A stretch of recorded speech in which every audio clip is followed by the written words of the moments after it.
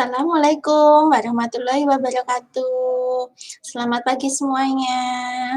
Semoga, tetap dalam keadaan sehat walafiat sehingga kita bisa belajar kembali dalam semangat yang luar biasa di pagi hari ini. Nah, pagi hari ini kita akan belajar studi kelayakan bisnis. Kita kembali lagi ya di pertemuan kita yang keempat. Nah, sebelum kita mulai pembelajaran hari ini, jangan lupa berdoa menurut agama dan keyakinan masing-masing. Doa dipersilakan.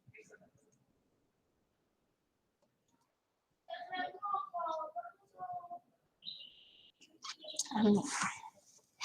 Oke, kita mulai.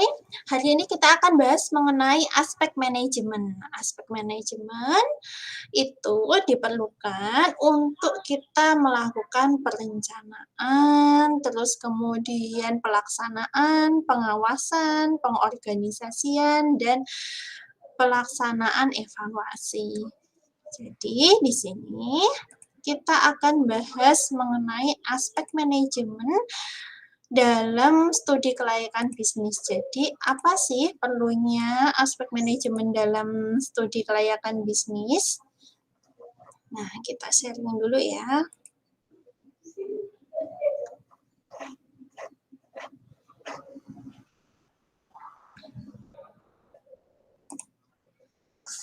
Oke. Nah, jadi di sini tujuan aspek manajemen itu adalah untuk mengetahui apakah pembangunan atau implementasi bisnis yang kita rencanakan itu bisa dilaksanakan, bisa dikendalikan, sehingga rencana bisnis itu dinyatakan layak ataupun sebaliknya tidak layak. Jadi di sini aspek manajemen itu untuk mengorganisasikan dari mulai awal rencana sampai dengan evaluasi, kita akan menilai apakah suatu bisnis yang mau kita laksanakan itu kira-kira bisa diimplementasikan dengan layak atau tidak. Nah, yang pertama, dalam aspek manajemen itu adalah perencanaan, yang kedua adalah pelaksanaan, yang ketiga adalah pengendalian, yang terakhir adalah evaluasi. Jadi di sini suatu rantai itu tidak terputus, jadi direncanakan dulu, dilaksanakan, dikendalikan, dievaluasi lagi.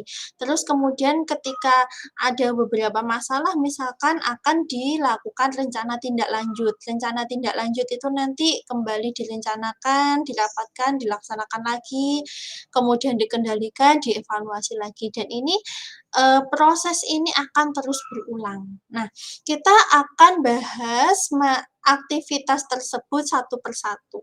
Yang pertama adalah perencanaan. Dalam membuat perencanaan, kita bisa menggunakan beberapa pendekatan. Yang pertama di sini adalah pendekatan atas bawah top down. Jadi, rencana dibuat oleh atasan, misalkan dalam sebuah universitas itu ditetapkan visi dan misi, visi, misi, tujuan universitas. Kemudian tujuan universitas, visi, misi, tujuan itu diimplementasikan dalam strategi. Nah, dari itu kemudian di-breakdown menjadi visi, misi, tujuan, strategi fakultas. Nah, terus kemudian di-breakdown lagi menjadi visi, misi, tujuan, dan strateginya program studi. Itu adalah suatu contoh pendekatan atas bawah top down. Jadi, inisiasi rencana itu dimulai dari atasan dulu, tingkat yang paling atas. Nah, kebalikannya, pendekatan bawah atas, bottom up ya, mohon maaf ini salah ketik, bottom up. Bottom up ini dimulai dari misalkan ketika kita menjalankan sebuah organisasi, dari unit terkecil itu, oh ternyata misalkan kita di prodi pendidikan akuntansi. Di prodi pendidikan akuntansi itu, oh ternyata ketika lulusan anak-anak kita itu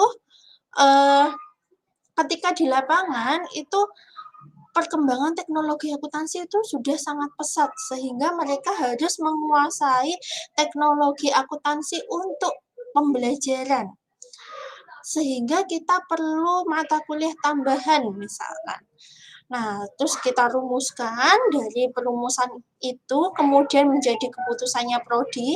Keputusan prodi itu disampaikan ke level fakultas, kemudian fakultas itu menyampaikan lagi ke pusat, terus pusat, oh kalau begitu kita akan membuat suatu sistem e-learning, ELMA.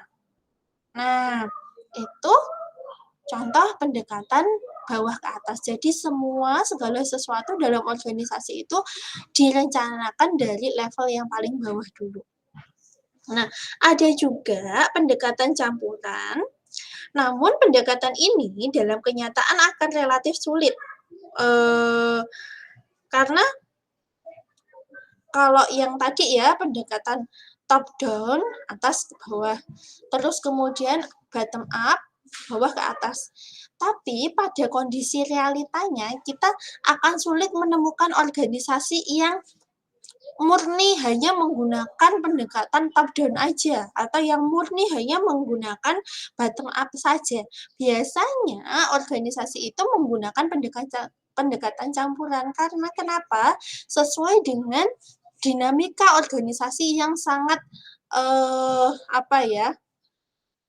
sangat dinamis sekali, jadi pergerakannya itu sangat cepat, sehingga ada beberapa kondisi untuk pengambilan keputusan secara langsung itu membutuhkan pendekatan bottom up. Tapi untuk mencapai goal congruence, yaitu kesesuaian atau keselarasan tujuan organisasi, itu membutuhkan pendekatan atas bawah. Nah, maka dari itu biasanya yang digunakan adalah kombinasi campuran antara keduanya, walaupun dengan presentase yang mungkin berbeda antara organisasi satu dengan organisasi yang lainnya. Atau bisa juga ada yang dinamakan pendekatan kelompok. Nah, dalam pendekatan kelompok ini, perencanaan dibuat oleh sekelompok tenaga ahli dalam perusahaan. Jadi ada tenaga ahlinya yang khusus membuat perencanaan perusahaan, sehingga itu kemudian dari rencana yang disusun kelompok itu nanti disampaikan ke seluruh level organisasi untuk mencapai tujuan yang sama. Jadi untuk pendekatannya ada 4 ya, top down, bottom up, campuran, atau pendekatan kelompok. Nah, yang selanjutnya tadi kan mekanisme pembuatan rencana ya. Sebenarnya kenapa sih kita membuat rencana itu? Apa fungsi dari sebuah rencana? Yang pertama, di sini rencana itu sebagai penerjemah kebijakan umum.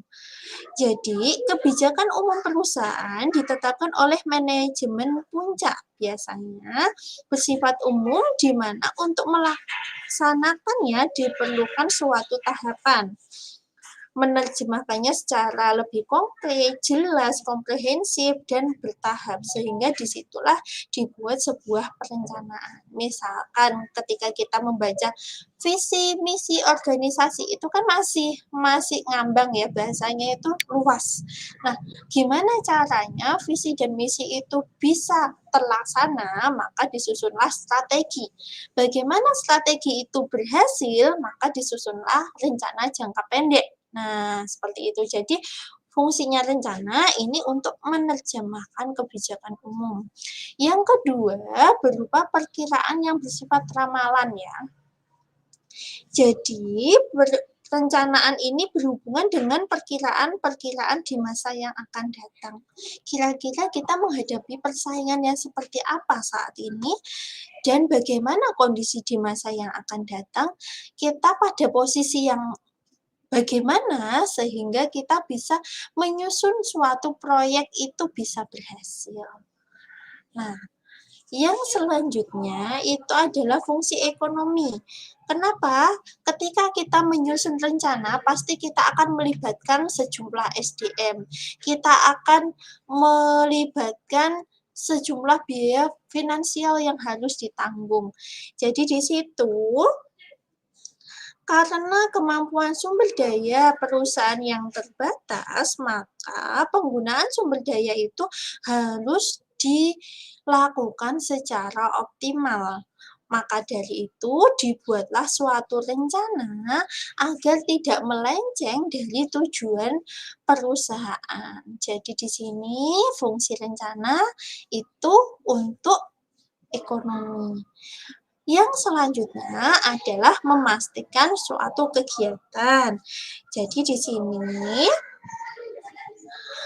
untuk mencapai tujuan dengan baik, maka setiap elemen dalam organisasi perlu mengetahui hak dan kewajibannya masing-masing. Kenapa begitu? Agar dia tahu wewenangnya itu sejauh mana ketika menghadapi masalah di lapangan nanti itu harus bagaimana, sehingga tujuan itu tidak menyimpang. Terus kemudian, rencana juga bisa berfungsi sebagai alat koordinasi, di mana agar koordinasi dapat berjalan dengan lancar, maka seluruh elemen dalam organisasi harus mengetahui, oh rencananya tuh begini loh. Kalau rencananya begini, maka kita harus bekerja sesuai step urutan yang seperti ini. Langkah pertama A, langkah kedua B, langkah ketiga C, dan seterusnya. Nah, ketika ada salah satu elemen organisasi habis A, B langsung F, kayak gitu, maka kita bisa mengkoordinasi, oh salah, kamu harusnya ke langkah C dulu, tidak ke langkah F. Itu adalah fungsi rencana untuk alat koordinasi. Bisa juga sebagai alat atau sarana pengawasan. Nah, dari situ tadi kita bisa membedakan bahwa rencana itu dari sudut pandang waktunya itu ada perencanaan jangka panjang, perencanaan jangka menengah, dan perencanaan jangka pendek. Sedangkan dari sisi tingkatan manajemennya ada perencanaan strategis dan perencanaan operasional. Nah, perencanaan strategis ini merupakan bagian dari manajemen strategis, sehingga fokus kepada manajemen puncak yang meliputi visi, misi, falsafah, strategi perusahaan, itu dinamakan sebagai perencanaan strategis. Beda halnya dengan perencanaan operasional. Ini lebih mengarah kepada fungsional perusahaan. Bagaimana kegiatan operasional perusahaan sehari-hari. Sehingga untuk perencanaan operasional ini biasanya dia akan masuk dalam perencanaan jangka pendek, sedangkan perencanaan strategis itu lebih mengarah pada perencanaan jangka panjang. Nah, di sini ada beberapa teknik yang biasanya digunakan untuk mengoptimalisasikan sumber daya organisasi. Jadi, tadi kan rencana, kita akan membuat rencana ada jangka panjang, jangka pendek. Ada rencana strategis, ada rencana operasional. Nah, rencana operasional ini biasanya di-breakdown menjadi program kerja. Nah, program kerja ini untuk menyusunnya itu bisa menggunakan beberapa teknik. Yang pertama kita bisa menggunakan PERT dan NWP. PERT itu adalah Program Evaluation and Review Technique. NWP itu network planning. Jadi kita bisa menyusun network-nya. Jadi struktur organisasinya nanti kayak gimana ya? Apakah itu kita staff, lini, dan lain-lain. Sedangkan PKT adalah pola kerja terpadu, yaitu teknik perencanaan yang komprehensif untuk digunakan dalam kegiatan agar terarah dan terpadu. Bisa juga kita menggunakan PIP, Performance Improvement Planning, yaitu teknik perencanaan yang mengutamakan daya analisis atas kekuatan-kekuatan pendorong dan penghambat kinerja. Jadi Key Performance Indikatornya apa? KPI-nya. Nah, terus kemudian kita akan menganalisis kekuatan yang kita miliki atau dimiliki perusahaan itu apa, terus kemudian hambatannya apa, bagaimana cara kita bisa meminimalkan hambatan untuk memaksimalkan kekuatan yang dimiliki. Yang terakhir, kita juga bisa menggunakan sistemnya, menggunakan teknik APP, analisis persoalan potensial, yaitu teknik perencanaan yang berguna dalam rangka mengamankan satu program kerja agar dapat mengantisipasi setiap persoalan yang muncul pada waktu pelaksanaannya. Biasanya ini APP ini biasanya digunakan untuk organisasi yang bekerja berdasarkan proyek kayak perusahaan konstruksi misalkan seperti itu. Nah, untuk melaksanakan program kerja yang baik, maka kan kita butuh dukungan sumber dana ya.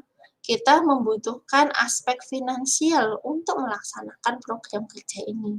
Nah, berapa dana yang kita butuhkan untuk membuat atau mendukung suatu proyek itu bisa berjalan, itu kita akan menyusun anggaran. Nah, untuk menyusun anggaran ini ada beberapa cara di sini. Kita bisa menggunakan sistem anggaran tradisional atau bisa juga menggunakan anggaran hasil karya atau bisa juga menggunakan anggaran menggunakan ZBP. Nah, kita mulai dari anggaran tradisional. Nah, anggaran tradisional ini disusun berdasarkan jenis pengeluarannya.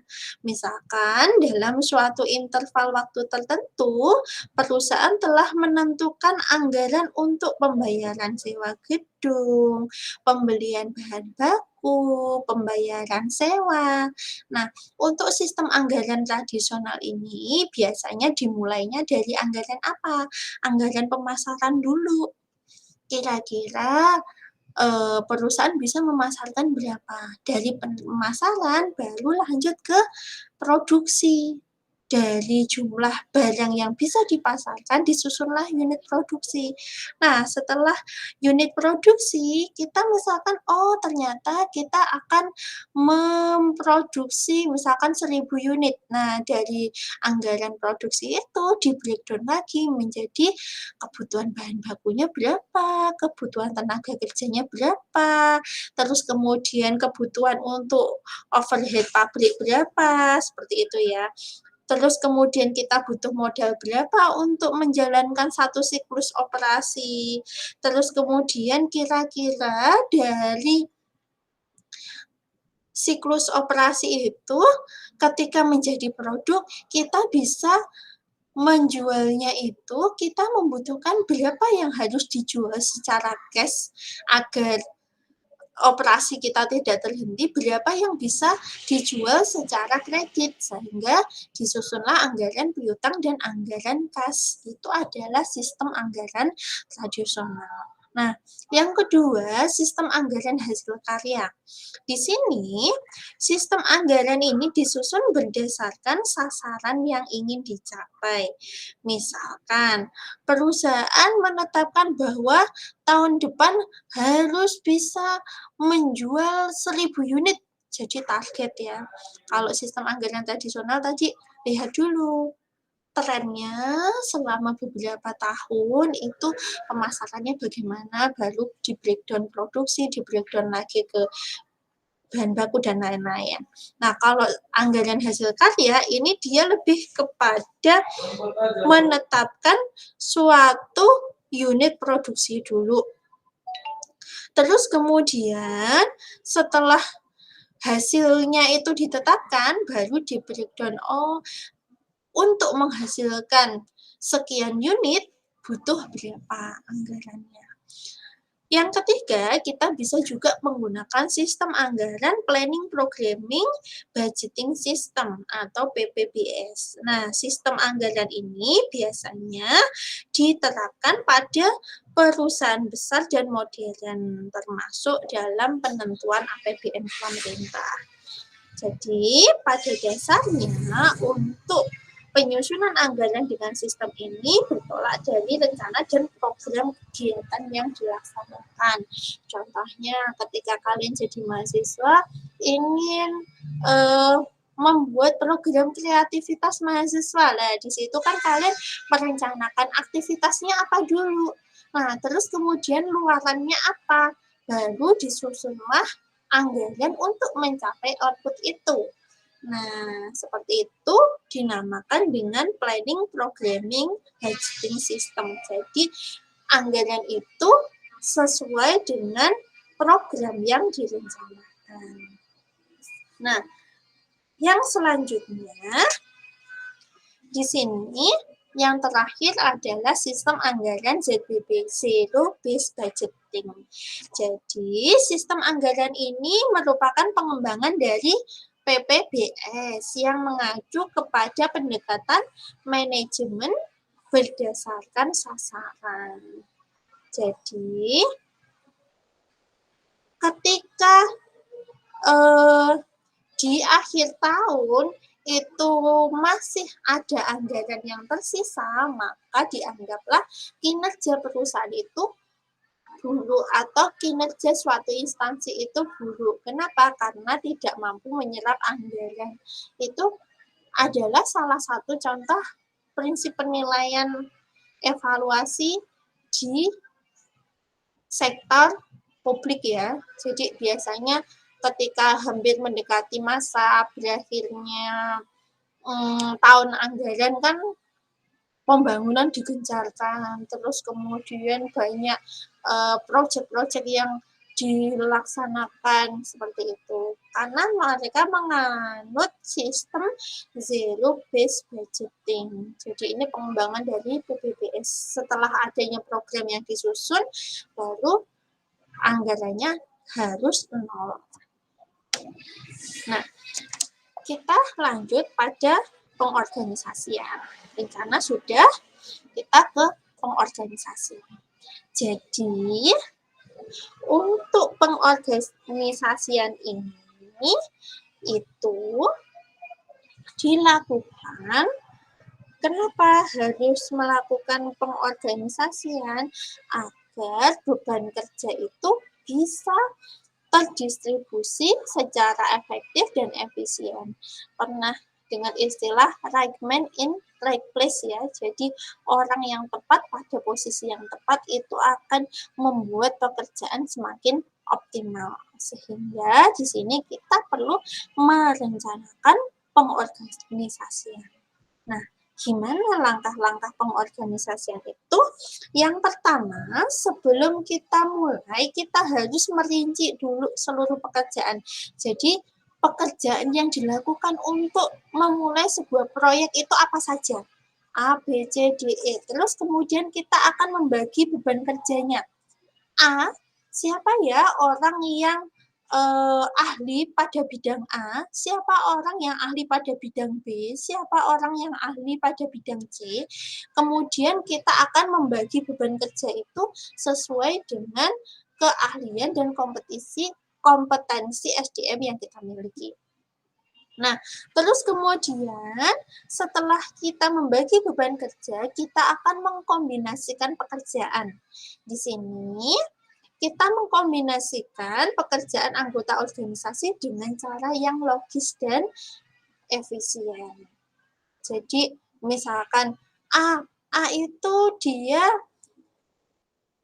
punya kemampuan komputer yang bagus, tapi dia kurang bisa berkomunikasi secara personal atau dia itu cenderung orang yang sistematis, maka dia lebih cocok dengan pekerjaan yang tidak terlalu memerlukan singgungan dengan anggota tim yang lain. Misalkan dia di bagian IT-nya atau programming-nya, seperti itu. Misalkan BO, dia itu sangat detail, rinci. dia itu sangat tegas, oh berarti dia cocoknya di bagian keuangan. Nah, disinilah kita harus mengkombinasikan, jadi mempertemukan pekerjaan itu dengan stafnya secara logis dan efisien. Nah, setelah itu kita akan menerapkan mekanisme kerjanya. Di sini penerapan mekanisme kerja itu dilakukan untuk mengkoordinasikan pekerjaan anggota organisasi dalam suatu kesatuan yang harmonis. Jadi agar tidak saling iri. Misalkan, oh staf pemasaran kenapa nggak pernah masuk kantor? Iya dia cari pelanggan misalkan. Sedangkan staf akuntansi kenapa saya harus di kantor terus, sedangkan yang pemasaran dia di luar, kayak gitu. Karena masing-masing job desk-nya beda. Nah, gimana kita bisa membagi SDM itu sesuai dengan kapasitas yang dimiliki oleh masing-masing orang tanpa adanya kecemburuan pelaksanaan pekerjaan itu. Nah, sehingga agar semua harmonis, kita harus menetapkan suatu mekanisme kerja yang bisa diterima oleh seluruh elemen organisasi. Nah, setelah kita menetapkan mekanisme kerja, kita akan memantau efektivitas dari organisasi tersebut. Oke. Nah, di sini ada beberapa azas organisasi ya. Yang pertama itu perumusan tujuan organisasi. Perumusan tujuan organisasi ini harus dibuat dengan jelas, lugas, dan bisa dipahami oleh seluruh elemen organisasi. Kenapa begitu? Karena itu adalah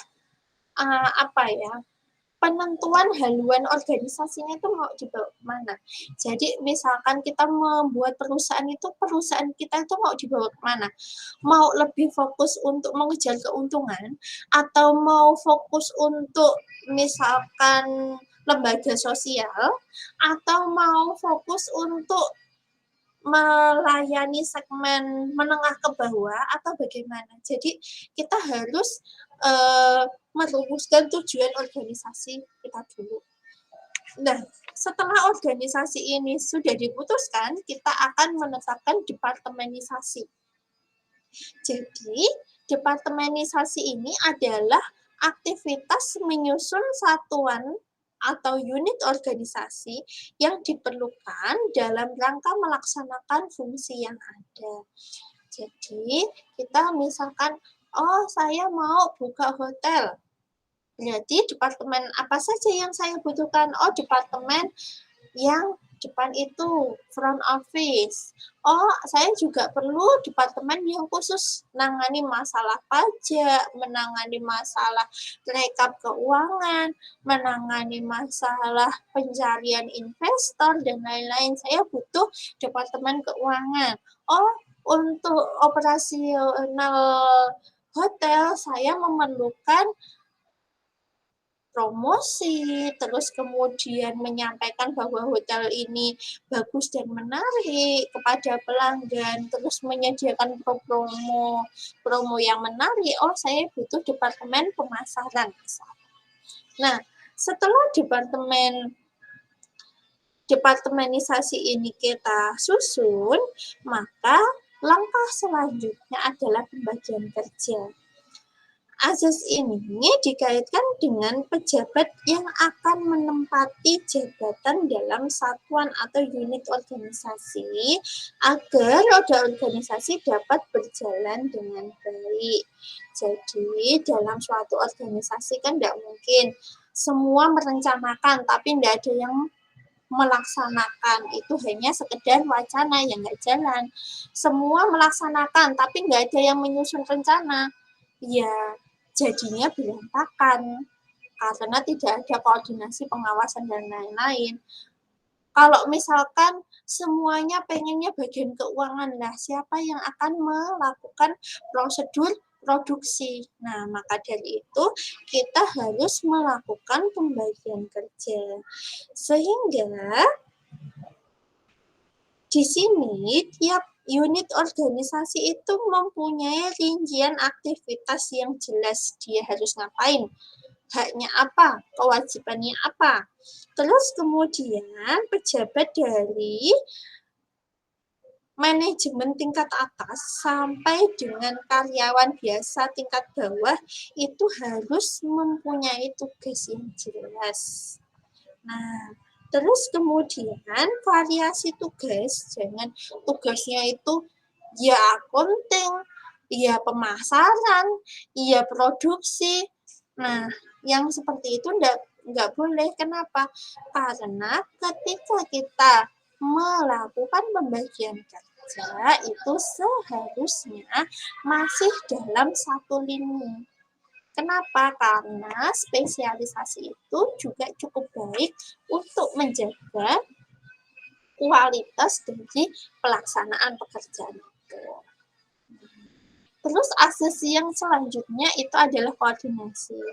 Asas ini menyatakan bahwa suatu organisasi harus memiliki keselarasan aktivitas antara satuan unit organisasi antara pejabatnya. Jadi antar unit organisasi dengan antar pejabatnya. Jadi harus sinkron ya, relevan. Misalkan kita departemenisasi seperti contohnya kasus di Indofood. Departemennya ada divisi mie sendiri, ada divisi bumbu sendiri, ada yang divisi saus misalkan, ada yang divisi kecap. Nah, saus dan kecapnya juga dijual di pasar. Divisi mie juga membutuhkan saus dan kecap itu. Nah, kalau evaluasi kinerjanya berdasarkan laba, ya otomatis masing-masing divisi pengen menampilkan performa yang terbaik kan, mereka harus melaporkan laba yang setinggi-tingginya sehingga bisa mendapatkan bonus. Nah, kondisi itu akan mengakibatkan apa? Ya sausnya lebih baik dijual ke pasar aja, harganya yang lebih mahal daripada dijual ke departemen yang lain. Nah, maka disinilah perlunya ada koordinasi, keselarasan tujuan, tidak hanya mencapai tujuan masing-masing individu yang akhirnya merugikan perusahaan. Seperti itu, kita juga harus menyusun suatu langkah koordinasi agar antar unit, antar departemen, atau antara pejabat dengan bawahan itu dapat berkoordinasi dengan baik mencapai tujuan organisasi. Terus kemudian azas organisasi yang selanjutnya adalah pelimpahan wewenang. Jadi, pelimpahan wewenang ini adalah penyerahan sebagian hak untuk mengambil keputusan yang diperlukan agar tugas serta tanggung jawab tetap dapat dilaksanakan dengan baik oleh seorang pejabat ke pejabat yang lain. Misalkan, dalam suatu organisasi itu ada aturan bahwa ada kebijakan cuti, boleh ambil cuti, misalkan. Nah, ketika seseorang cuti, harus bisa tugas itu dilimpahkan kepada yang lainnya, misalkan PLH sementara. Hampir di semua unit organisasi ada proses yang seperti itu. Jadi ketika salah satu tidak hadir, maka wewenangnya bisa dilimpahkan kemana. Itu ada garis koordinasinya. Nah, yang selanjutnya adalah tentang kendali. Rentang kendali ini merupakan jumlah terbanyak bawahan langsung yang dapat dipimpin dengan baik oleh seorang atasan. Sedangkan bawahan langsung merupakan sejumlah pejabat yang langsung berkedudukan di bawah seorang atasan tertentu. Jadi satu orang itu bisa mengendalikan berapa. Jadi seperti gambar ini ya, satu mengenai dua nanti cabangnya berapa lagi cabangnya, seperti itu. Pun dinamakan rentang kendali. Nah, ada beberapa faktor yang mempengaruhi luas atau sempitnya rentang kendali ini. Kita bisa melihatnya dari dua sisi. Yang pertama, sisi subjektif, yaitu pengalamannya, kecakapannya, kesehatannya, terus kemudian usianya, apakah dia itu ketika mengambil keputusan itu sudah matang atau dia masih labil, kayak gitu.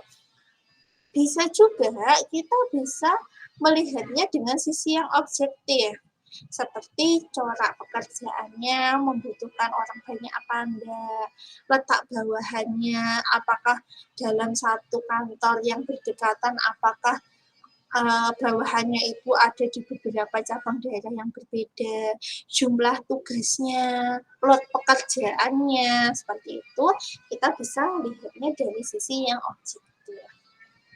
Nah, yang selanjutnya adalah jenjang organisasi. Jenjang organisasi itu adalah tingkat satuan organisasi yang di dalamnya terdapat pejabat, tugas, serta wewenang tertentu menurut kedudukan serta fungsi satuan organisasi. Jadi, apakah hubungannya itu atas bawah, apakah hubungannya itu menyamping, sama, apakah hubungannya itu ke atas untuk pelaporan pertanggungjawaban. Nah, itu kita susunnya dalam sebuah jenjang organisasi. Terus asas organisasi yang selanjutnya adalah kesatuan perintah. Ini sangat penting. Kenapa? Karena ketika dalam satu organisasi ada dualisme kepemimpinan, itu pasti akan membuat anak buahnya itu kocar-kacir ya.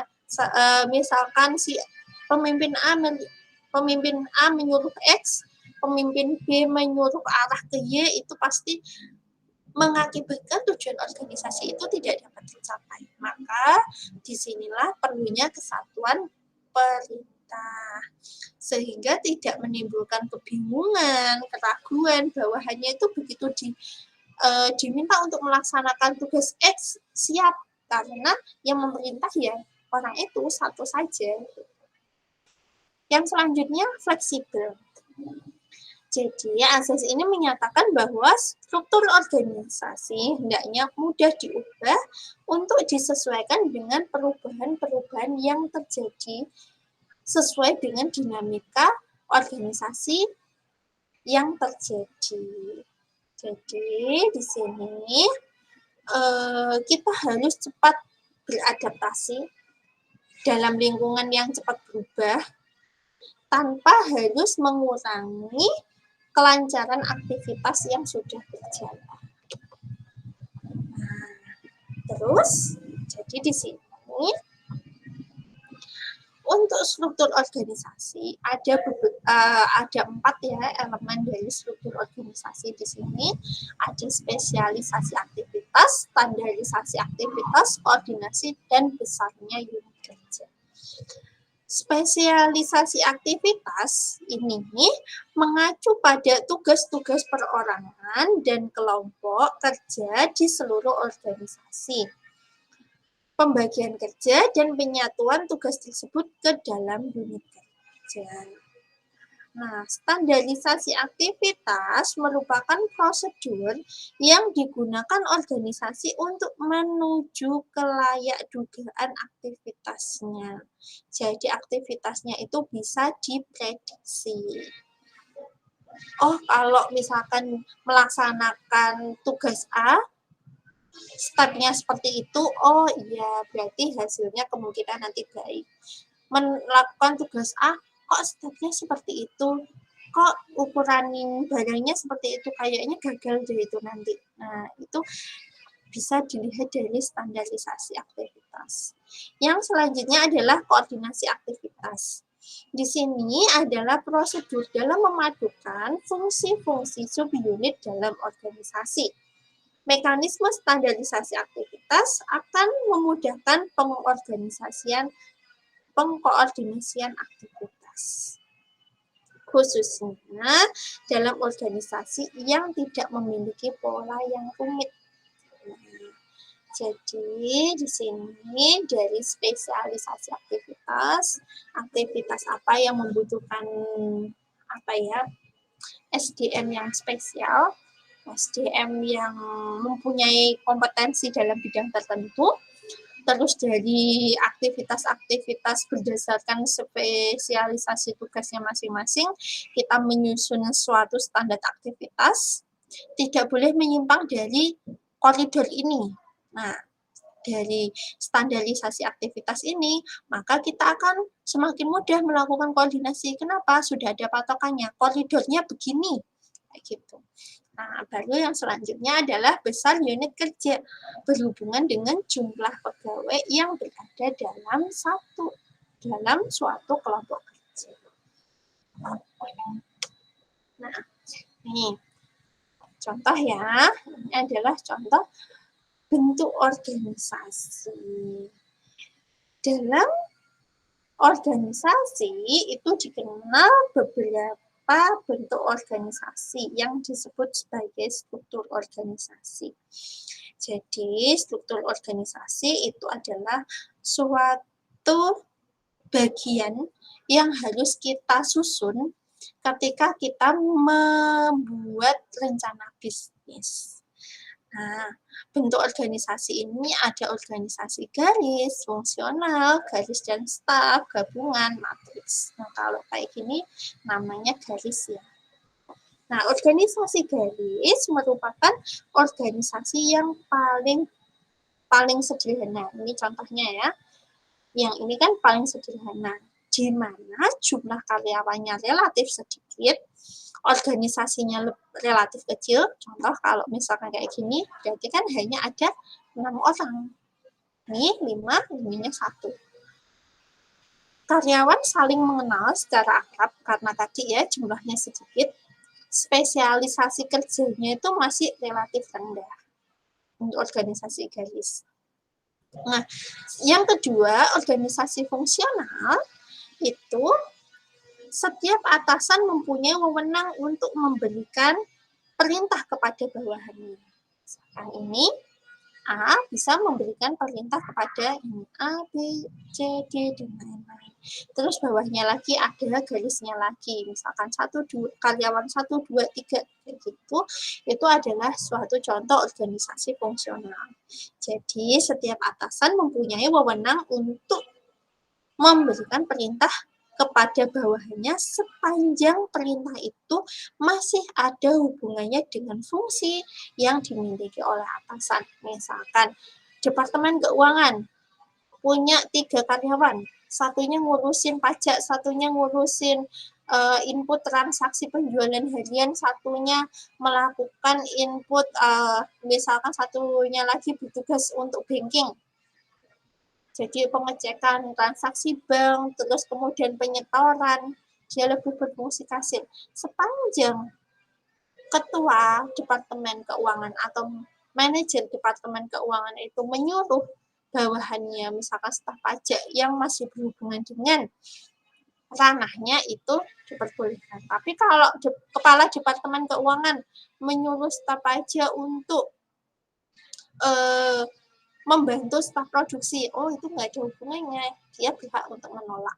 Itu adalah organisasi fungsional, sesuai dengan fungsi dan wewenangnya masing-masing.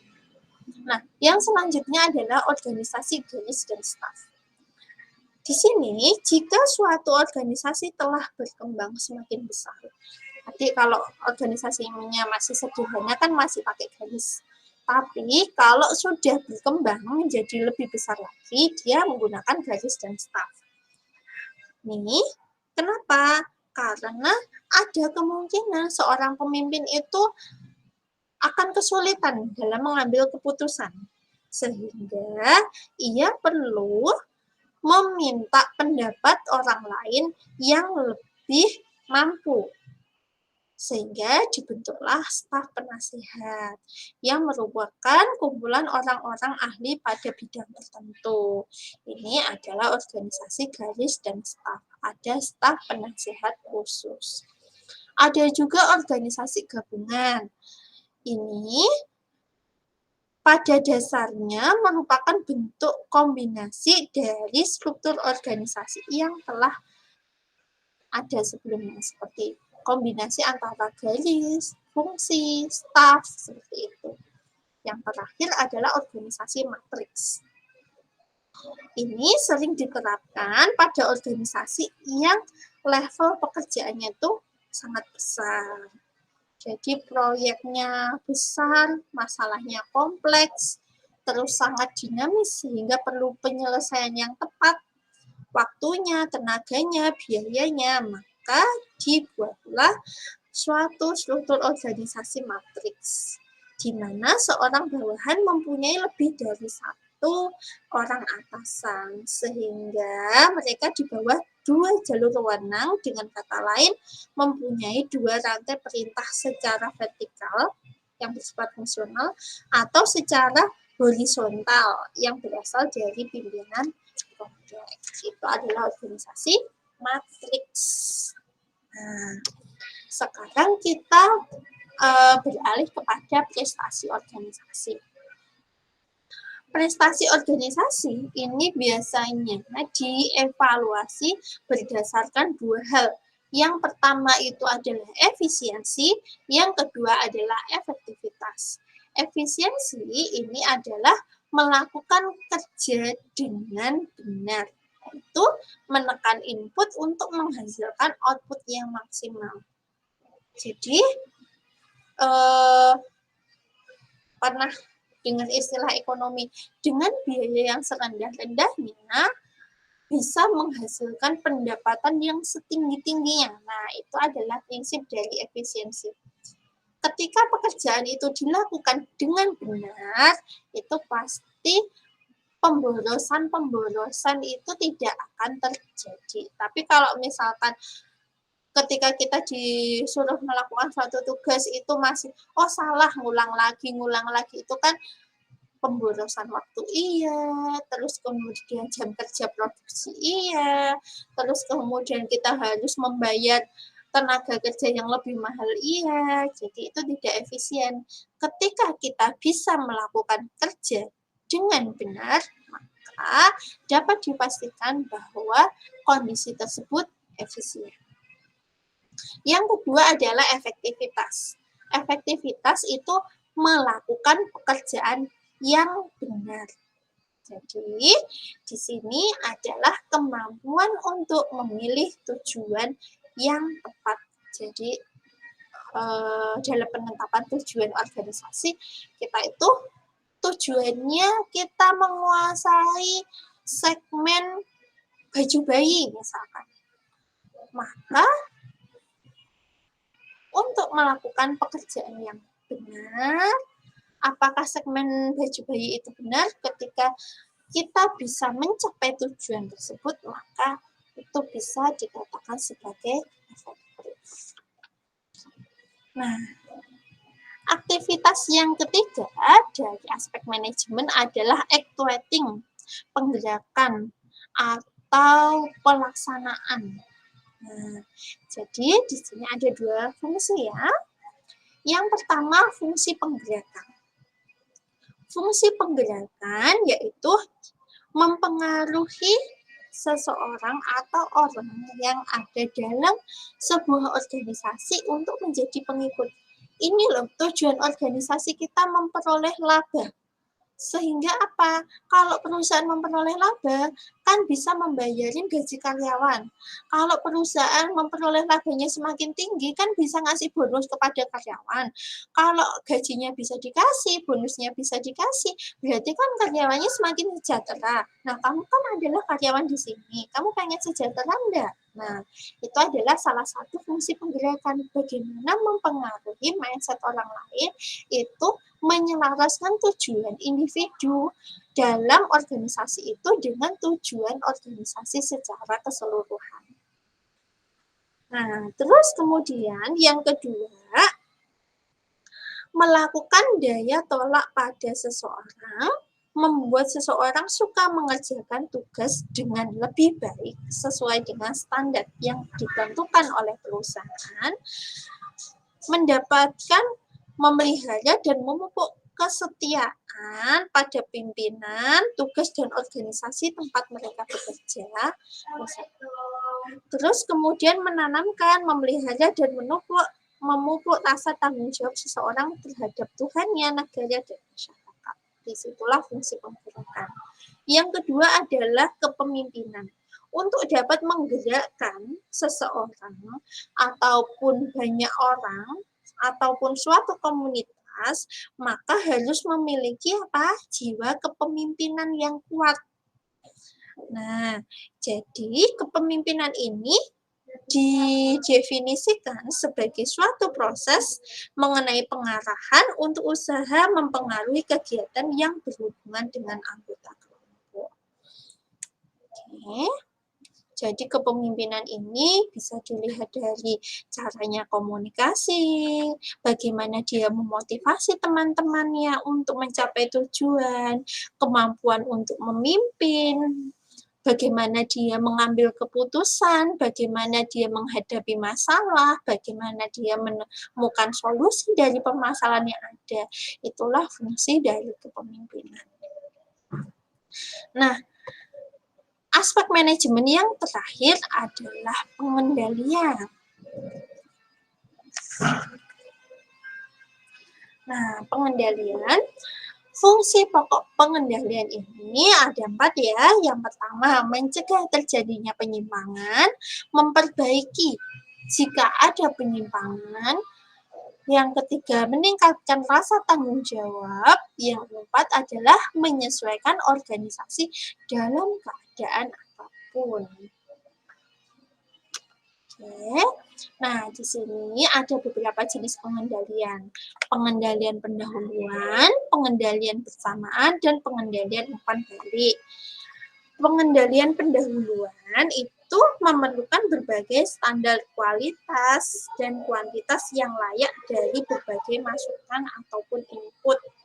Jadi, untuk prosesnya misalkan, bahan bakunya itu harusnya kualitasnya sekian, harus pada grade A misalkan, kuantitasnya harusnya 100, terus SDM-nya harusnya pendidikan minimalnya S1 atau S2 gitu. Itu adalah pengendalian pendahuluan. Nah, pengendalian bersamaan itu memerlukan standar perilaku, kegiatan, dan pelaksanaan kegiatan secara layak.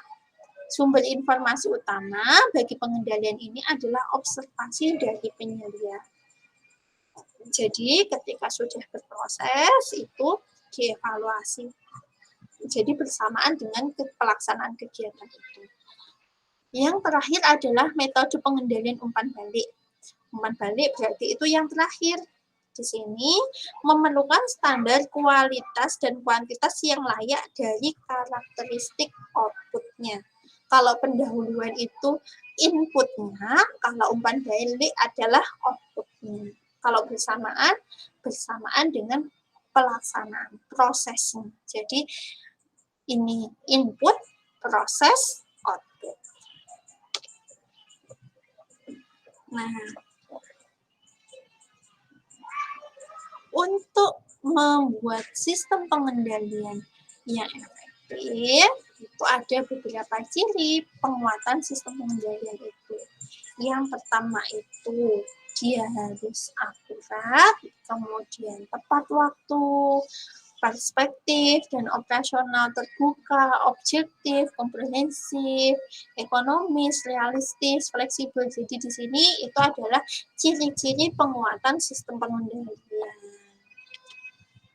Nah, implikasinya dalam studi kelayakan bisnis itu aspek manajemen itu digunakan untuk perencanaan, pengorganisasian, penggerakan, pengendalian, dan mengakhiri pengembangan proyek. Jadi di sini implikasinya untuk mengkaji semua aspek ini. Itu ya. Oke. Nah, terus yang selanjutnya teknik network planning. Network planning itu merupakan salah satu alat manajemen atau produksi atau operasi yang dapat membantu tidak hanya dalam perencanaan tapi pengawasan realisasi sebuah proyek. Manfaat network planning, perencanaan jaringan ini adalah dapat merencanakan proyek sampai detail, menunjukkan waktu penyelesaian mendesak atau tidak, membantu berkomunikasi atas proyek yang dikerjakan, dan pencapaian penyelesaian yang ekonomis dan efektif.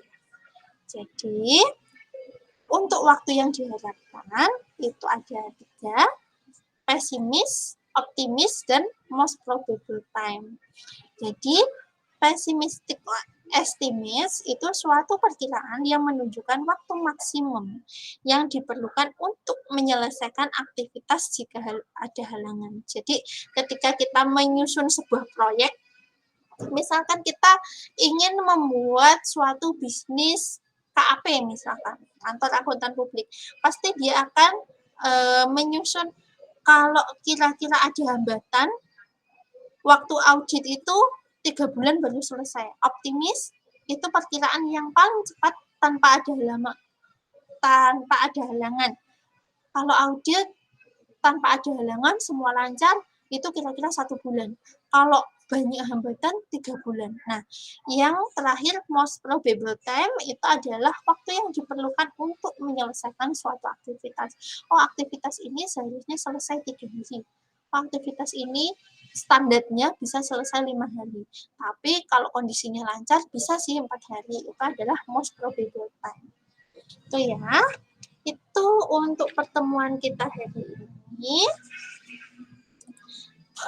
Terima kasih atas perhatiannya. Mohon maaf kalau saya banyak kekurangan dalam menyampaikan tema kita hari ini mengenai aspek manajemen dalam organisasi. Semoga kalian tetap semangat dalam belajar, tetap mandiri mengerjakan tugas-tugas yang disediakan dalam modul. Mohon maaf ada beberapa perubahan topik, nanti saya sesuaikan kembali di Elma. Terima kasih, tetap semangat, tetap sehat. Wassalamualaikum warahmatullahi wabarakatuh. Sampai jumpa minggu depan.